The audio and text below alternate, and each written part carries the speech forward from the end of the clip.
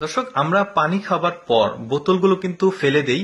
এই বোতল দিয়ে এত সুন্দর সুন্দর সব জিনিস তৈরি করা যায়, যেগুলো দেখলে আপনি পুরো অবাক হয়ে যাবেন। পুরোপুরি ভিডিওটা দেখতে থাকুন।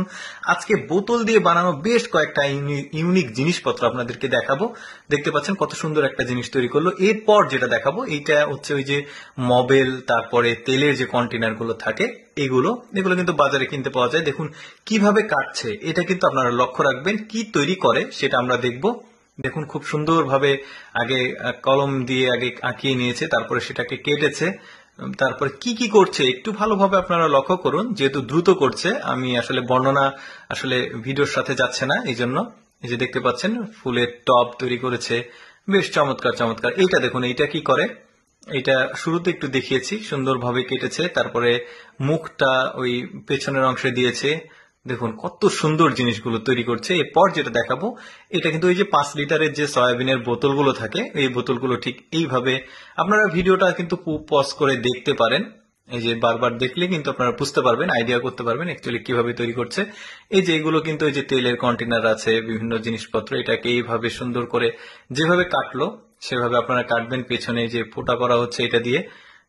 তারপরে কি করে সেটা দেখি আমরা। বেশ চমৎকার। ও এইটা কিন্তু ওয়াশরুমে ওই যে জিনিসপত্র ঝুলিয়ে রাখা যাবে। সাবানের একটা মানে সাবান কেস বানিয়েছে, সোপ কেস যাকে বলে। তারপরে এই বোতলটা দেখুন কিভাবে কাটছে।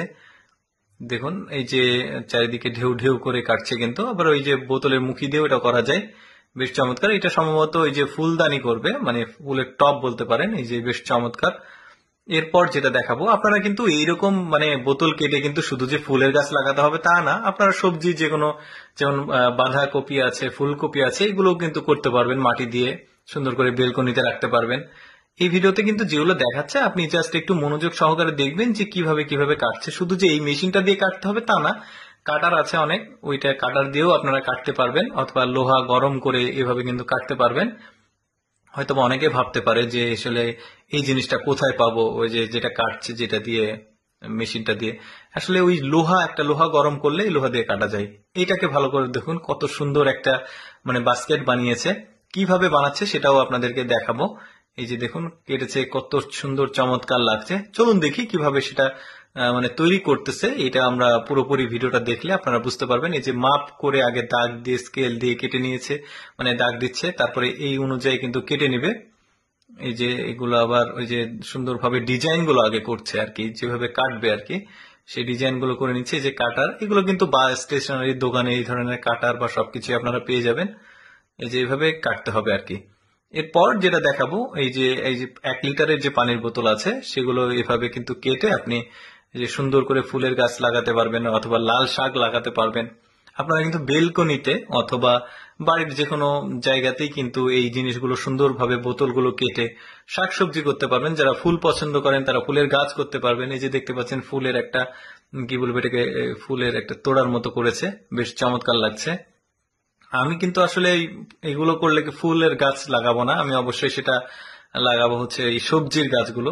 বিশেষ করে এই বোতলে কিন্তু সবকিছুই হয়। সবজি থেকে লাল শাক করা যায়, তারপরে পালং শাক করা যায়, তারপরে ওই যে ফুলকপি, বাঁধাকপি, এগুলো মূলা, পেঁয়াজ, রসুন, এগুলো সব কিন্তু এই ধরনের আসলে প্লাস্টিকের বোতলগুলোতে করা যায়। দেখতে পাচ্ছেন কত সুন্দর লাগছে। আমি চেষ্টা করি লেটস গো ফেসবুক পেজের মাধ্যমে আপনাদেরকে এক্সেপশনাল ভিডিওগুলো দেখানোর জন্য, যেগুলো মানুষ সাধারণত কম দেখে। তো যদি ভালো লাগে লেটস গো ফেসবুক পেজটি ফলো করে রাখুন, কারণ এইরকম এক্সেপশনাল ভিডিও কিন্তু নিয়মিত আসতে থাকবে। আপনারা পেজটা মানে রিভিউ করলে দেখতে পাবেন এরকম অনেক আনকমন ভিডিও আছে। তো যাই হোক, পেজটা ফলো করে রাখবেন। আর এই ভিডিওটি কেমন লাগলো একটা মতামত অবশ্যই কমেন্ট করবেন, আর ভিডিওতেও লাইক মাস্ট। ধন্যবাদ সবাইকে।